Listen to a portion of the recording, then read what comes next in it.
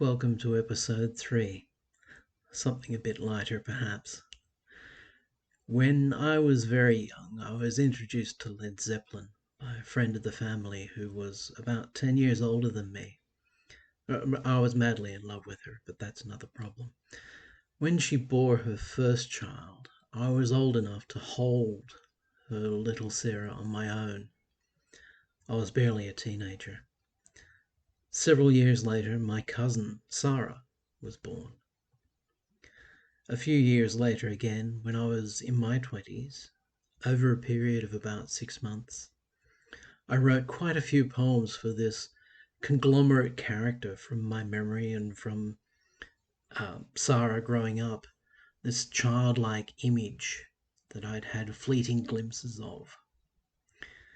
And then I suddenly stopped. So quiet as she lays there dreaming dreams that I may never know, aura born of heaven seeming to surround her with its glow. With parted lips, the breathing bare support for life, a gentle sigh, a drifting of her tousled hair, the simple fluttering of an eye. So unaware of her surrounds, she drifts through dreamtime as a cloud of punctuated by sweet sounds in passing what she says aloud. No voyeur in this soul I lay beside sweet Sara, so entrapped by beauty in this dream-like fay, within a brilliant aura wrapped. Although she lays there at my side, the secrets of her dreams she keeps for now, forever, then to hide, as softly, softly, Sara sleeps. And with the dreaming morning takes, I'll still be dreaming when she wakes. I should point out that I'm reading in chronological order of writing, not necessarily chronological order of the Sara character. My Sara's drifting down the hall like some lithe spirit on a cloud. I stand there waiting for the fall, but still she dances tall and proud. No one has ever touched her mind or changed her dreams or held her near enough to see the child behind the mask, the one I hold so dear. I'll always call it Sara's world, a dreamlike state she's often in of private dreams that are unfurled before an audience within. And I'll stand witness and to guide my Sara and to watch her too, protect the innocence inside that sees each dawning sun anew, for nothing else would break her fall. I don't think even she would care. My Sara's drifting down the hall, but deep inside she isn't there. She's trapped in Sara's world, you see, and none may enter, even me. Sweet Sara's lazing in the shade amongst the summer gardens green, upon a hammock I once made, pretending that she can't be seen, with eyes that move as if by chance she watches me upon my chair, and lolls her head as in a trance, or else to drift to sleeping there. For many hours thus she lay, half dreaming, half aware of me, both hiding from the light of day, pretending that no one could see. A cool breeze rustled through the air above, and Sara opened an eye. As leaves fell to her golden hair, she watched them cascade from on high. More often I was drawn away from gentle reading, just to see what once was Sara softly sway more like a butterfly to me, and cast adrift upon the breeze. She oft came near, but never nigh, so quickly off into the trees she could not bear a one as I to tie her down, who couldn't see the world she lived in day to day, desiring only to be free and let the hammock gently sway. When dusk began there to invade, I took my Sara by the hand and left the overgrowing shade, if butterflies can understand. But Sara drifted from me then within the confines of the room. She was a butterfly again amongst the ever-growing gloom, and though I never shared her sight, I never left her side that night. The water's falling down outside in brilliant clear cascades of rain, and Sara watches it with pride, nose pushed against the window pane. Her eyes are staring at the tears that fall from an embittered sky, or so she says. For all these years I had believed that cloudbursts lie. So Sara commentates this storm without a movement from her chair. Within a room that's dry and warm, she reads the images out there. And for each drop she feels some pain. The falling multitude of light that glistens from the pouring rain will shine upon a face so bright. And when at last the rain may cease, she drags herself away at last, and leaves the glistening grass and trees. They matter not, the rain has passed, and Sara will retreat again, desiring not of falling rain. I suspect that another part of the naming of Sara was when my grandparents lived in Saratoga. They had a garage at the top of the block on the street, which just had Sara written on it, Sara, and that's also a part of what what became the Sara character, that memory from my childhood. A grey-brown cloud of tiny wrens descended on the sunlit lawn, and Sara came to their defence to guide them in the early morn. They ate the seeds as she stood guard for prowling predators and such, a look of fierceness slightly marred by rosy cheeks and morning's touch.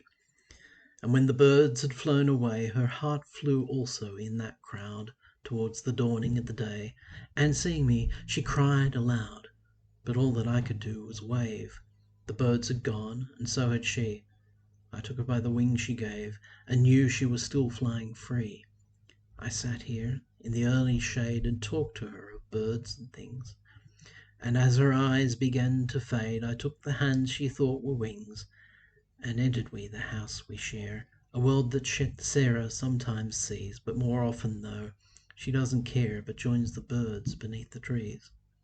Sometimes she simply flies away, another wren of brown and grey. I call to Sara's heart by name across the distance that divides. She doesn't hear me just the same. Within her secret world she hides. I tap her on the shoulder light, and slowly then she comes around with eyes of blue, now shining bright. Yet still she doesn't make a sound. She stares at me whilst drifting by, and waves to me so I can see she's on the cloud up in the sky. But still she's getting close to me. Two clammy hands I hold in mine as she, cross-legged, touches floor, and finally she gives the sign that she's not flying anymore. She kisses me upon the cheek and rises to be on her way. The only love I've felt all week, the only life I've seen all day. And slowly Sara walks away. Again I've lost my golden fay.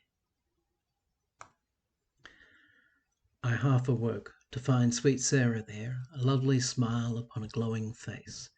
I must have dozed whilst reading in my chair, and Sara hadn't wandered from that place.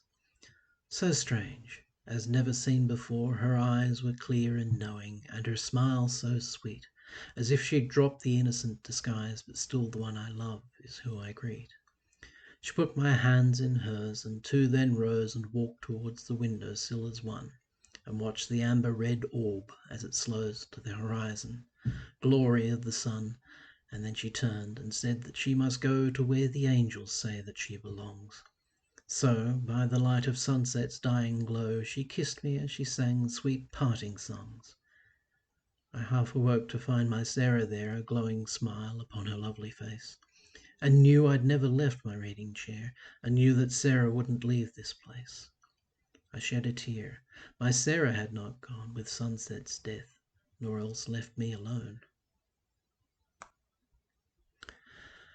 I watched an angel dance upon the lawn, with hair of flowing gold and aura bright, rejoicing in the coming of the dawn, and often she'd outshine the early light. With graceful motions, waking flowers that slept, she shook away the dreaming night-time makes, such beauty that I, standing there, near wept with joy, a statue as the morning breaks. And as she danced around, the path she traced was not unknown. She flit from tree to tree, and I at last did recognize her face. It was my Sara looking back at me. Her eyes were one with mine. At last she slowed her dance and smiled, and then she skipped away to where the rising sun now pinkly glowed to greet the final rising of the day.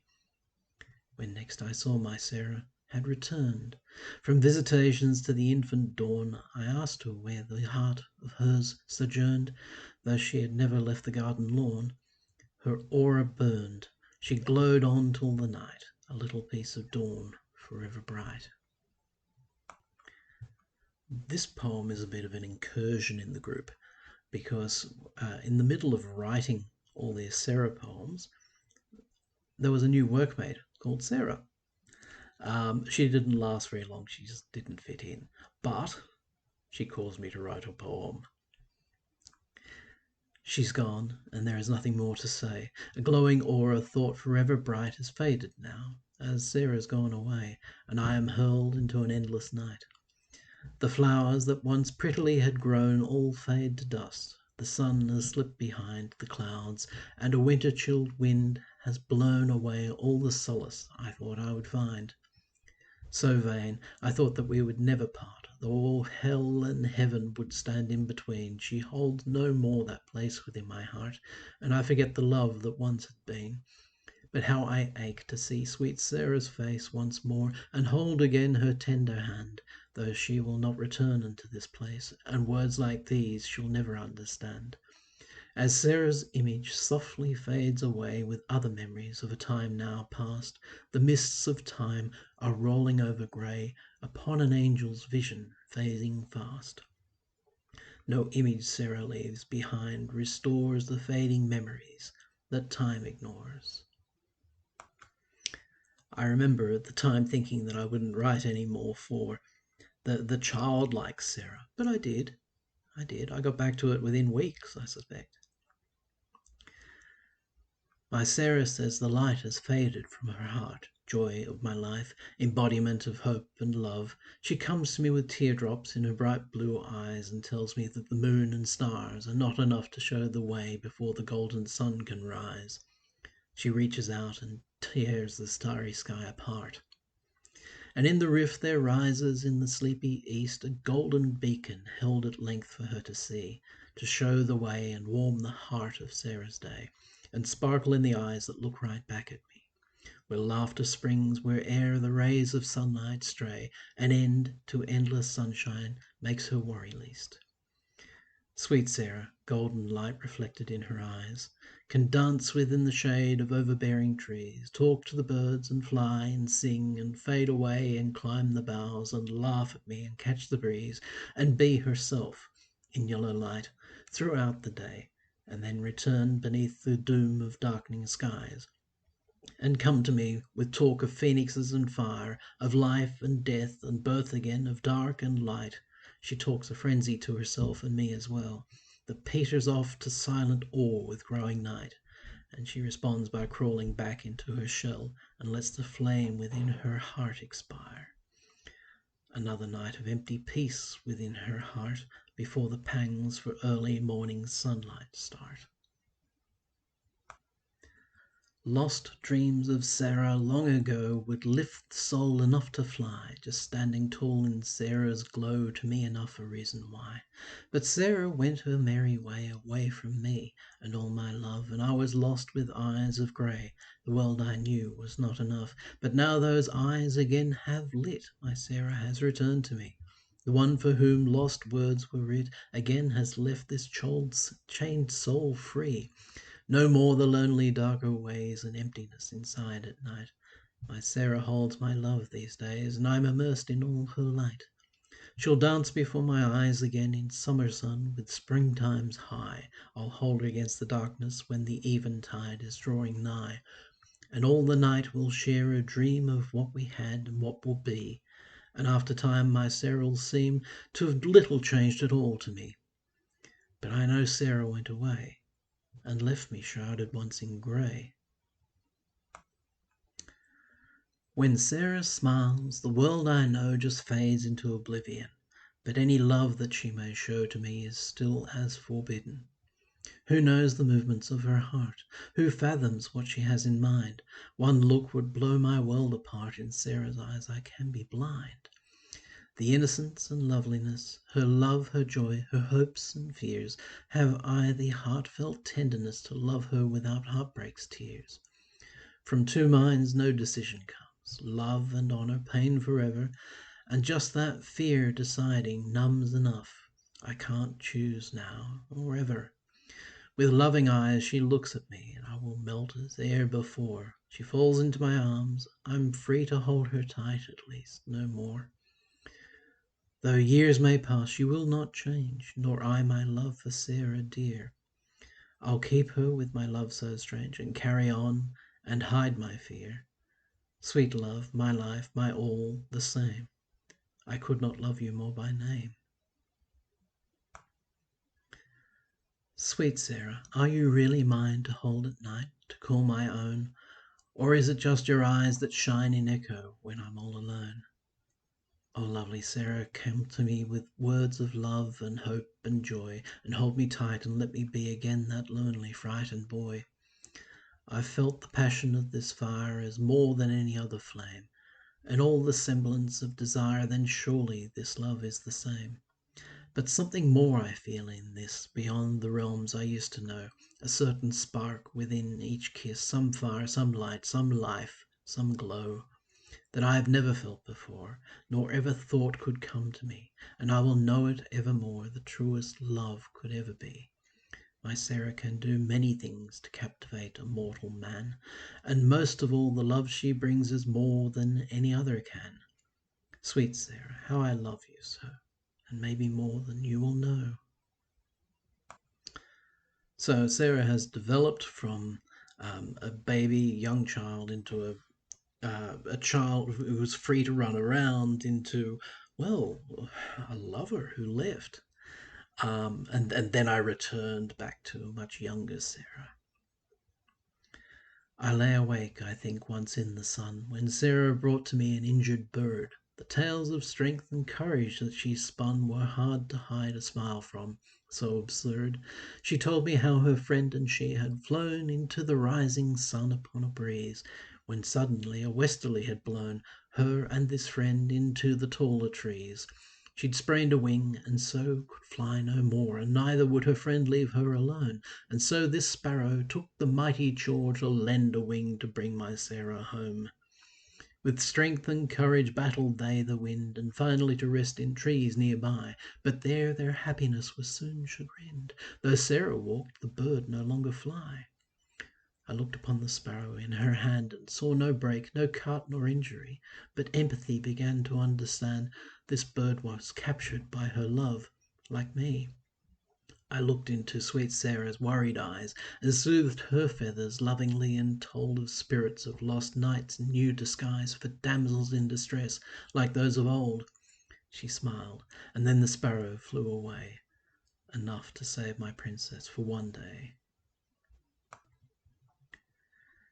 In the early hours of any morning, Sara will gently wake me up to say how much she loves me, leaves without warning. She's off to greet another dawning day.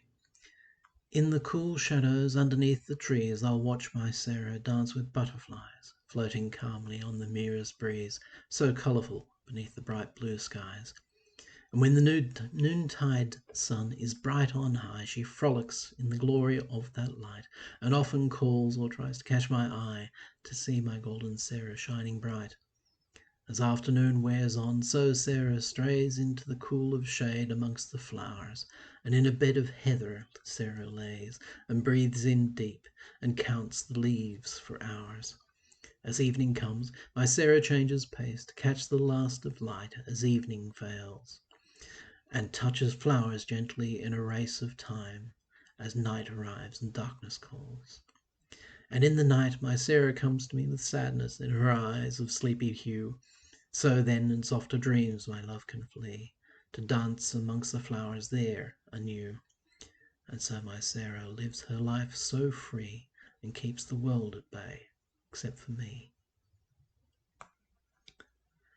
In all the years since that time, I haven't written another poem for Sara. She has truly gone.